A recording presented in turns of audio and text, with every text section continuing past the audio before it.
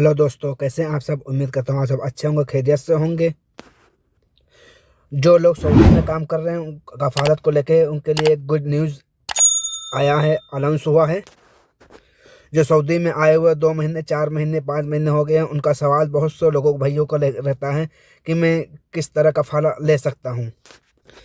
और बहुत से भाई लोगों का यह भी सवाल रहता है कि मेरा हुर्ब लगा हुआ है, क्या मैं कुछ पैसे दे के या कैसे करके ब्लॉक को हटवा सकता हूँ। कुछ लोगों का ब्लॉक वाला हुर्ब होता है, कुछ लोगों का टेम्परेरी हुर्ब होता है, तो क्या मैं पैसे देकर हुर्ब हटा सकता हूँ। ऐसे कई सारे सवाल, पासपोर्ट लेके इकामा को लेकर बहुत सारे सवाल हैं। तो आज तफ्तीश से पूरी वीडियो में मैं बताने वाला हूँ।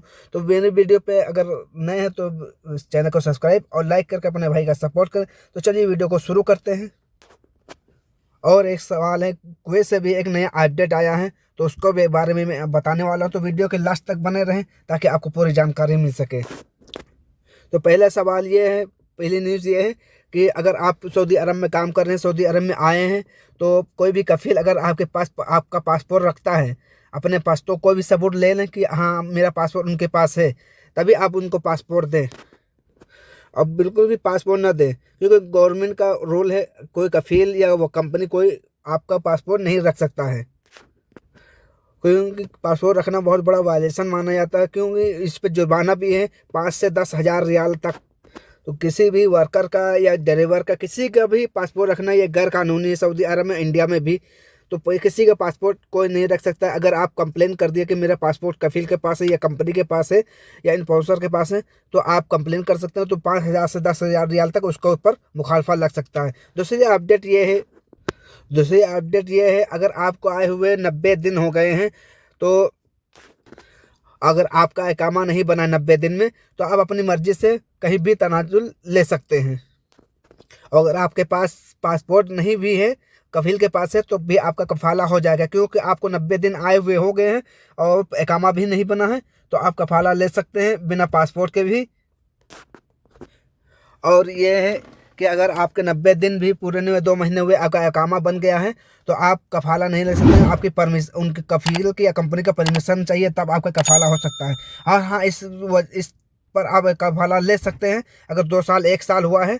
अगर आपकी 3 महीने की सैलरी पेंडिंग है, तब आप कफाला ले सकते हैं।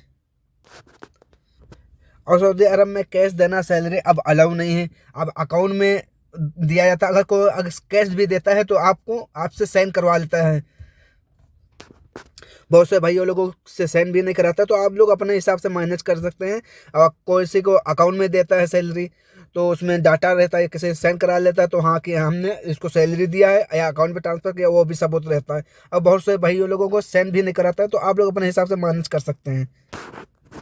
तो तीसरी अपडेट ये है, अगर आप कुछ सऊदी में रहकर काम कर रहे हैं या किसी वीजे पे बुलाए दूसरे काम करा रहे हैं, अगर किसी वजह से मारपीट हो गई, लड़ाई झगड़ा हो गया, तो आप या सैलरी टाइम से नहीं दे रहा है, बहुत सारी दिक्कत है। जैसे आपको कोई काम पे दूसरे काम पे बुलाता है और दूसरा काम कराता है, अगर आपके पास साथ किसी के साथ किसी भी तरीके से लेकर झगड़ा हुआ होगा, तो आप जाकर लेबर कोर्ट में केस करेंगे, तो आपका कफाला हो सकता है, हो जाएगा।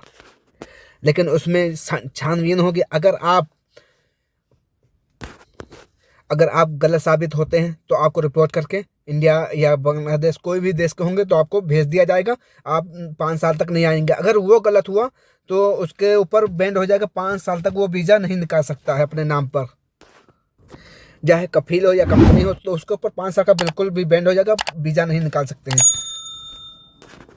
लेकिन आप गलत हैं तो आपका हुर्फ भी नहीं हटेगा और आपको रिपोर्ट करके इंडिया भेज दिया जाएगा। अगर वो गलत है तो उसके ऊपर 5 साल का बैन लग जाएगा, तो वो वीज़ा भी नहीं निकाल सकता है। और उसके बाद में ये चौथी अपडेट ये है कुवैत को लेकर के, तो जिसका इकामा एक्सपायर है, जिसके पास पासपोर्ट भी एक्सपायर नहीं है और भागा हुआ है, तो उनको बहुत तेज़ी से वहाँ पर पकड़ा जा रहा है। आप स्क्रीनशॉट भी देख रहे हैं, बहुत तेज़ी से पकड़ा जा रहा है। जो हुर्फ में भागे हुए हैं उनको लोग को बहुत तेज़ी से पकड़ा जा रहा है।